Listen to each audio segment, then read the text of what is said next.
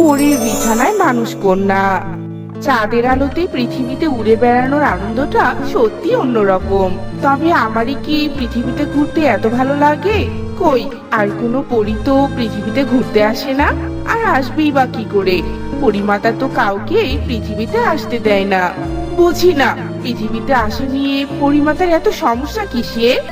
এসব কথা বলতে বলতে মিষ্টি পরী আকাশে উড়ে বেড়াচ্ছিল। মিষ্টি পরী পরীরাজ্যের সব থেকে সুন্দরী পরী। মিষ্টি পরী দেখতে যেমন সুন্দরী, তার মনটাও তেমনই ভালো। আর সুন্দরী এই পরী পৃথিবীর সৌন্দর্য উপভোগ করার জন্য লুকিয়ে লুকিয়ে পৃথিবীতে আসতো। কি ব্যাপার?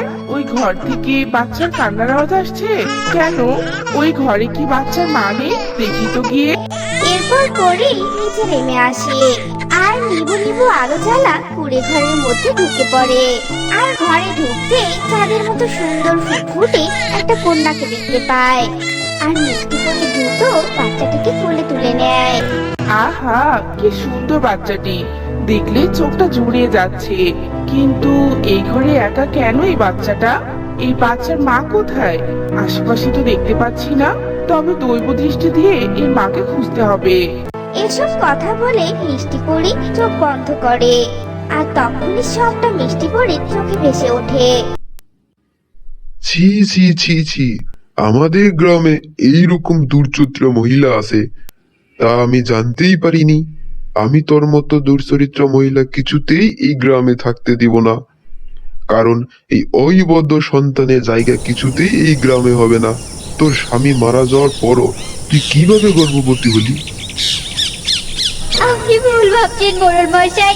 আমি গর্ভবতী হওয়ার পর আমার স্বামী মারা গেছে। আমার এই সন্তান বৈধ। আপনি আমাকে দয়া করে এই গ্রাম ছাড়া করবেন না। আমি তবে কোথায় যাব? আমি আপনার পায়ে পড়ছি মোড়ল মশাই, আপনি এই কাজ করবেন না। বাছার কলঙ্কিনী, আমি তোর কথা বিশ্বাস করি না। তোর কারণে আমাদের গ্রামের মানুষের মাঝে বাজে ধারণা তৈরি হয়েছে। আমি চাই না লোকজন এই নিয়ে আরো কথা বলুক। তুই যদি এই গ্রাম ছেড়ে না যাস তবে তোকে আমি এক ঘরে করে দিলাম। তবে থাক তুই এইবার। এসব কথা বলে মোড়ল লাঠি দিয়ে মিতালিকে ফেলে দিয়ে চলে যায়। ঈশ্বর, এবার কি হয়ে গেল? এবার আমি আমার সন্তানকে নিয়ে কিভাবে দিন কাটাবো? ওই শয়তান মোড়ল মশাই আমাকে আর আমার সন্তানকে এভাবে শাস্তি দিল। না, মোড়ল যখন আমার সন্তানের কপালে লাথি মেরেছে, তবে ওই মোড়লের ঘরে আমি আর আমার সন্তানের ক্ষুধা মেটাবো। এরপর রাত নামতেই মিতালি তার ছোট্ট মেয়েকে ঘরে ফেলে রেখে মোড়লের বাড়িতে যায়। আর মোড়লের গোয়াল ঘরে ঢুকে মোড়লের গরুর দুধ দহন করে নিয়ে যায়। আর সেই দুধ খাইয়ে মিতালি তার বাচ্চার ক্ষুধা মেটায়। আর এভাবেই বেশ কিছুদিন কেটে যায়।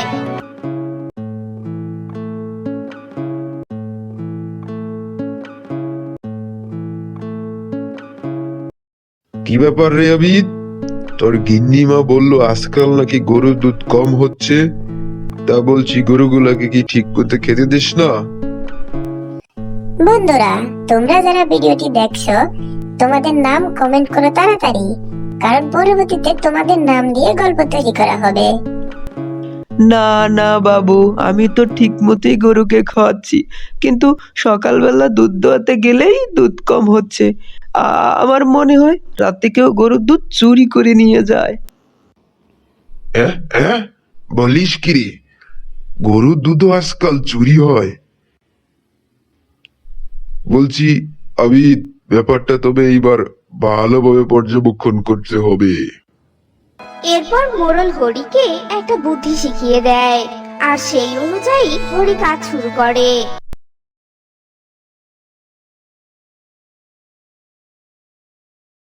এদিকে রাত হতেই মিতালি প্রতিদিনের মতো দুধ চুরি করতে আসে।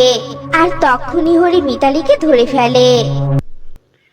চোর চোর, মোড়ল মশাই, আমি চোর ধরে ফেলেছি, তাড়াতাড়ি আসুন বাবু, আমি আজ হাতে নাতে ধরেছি।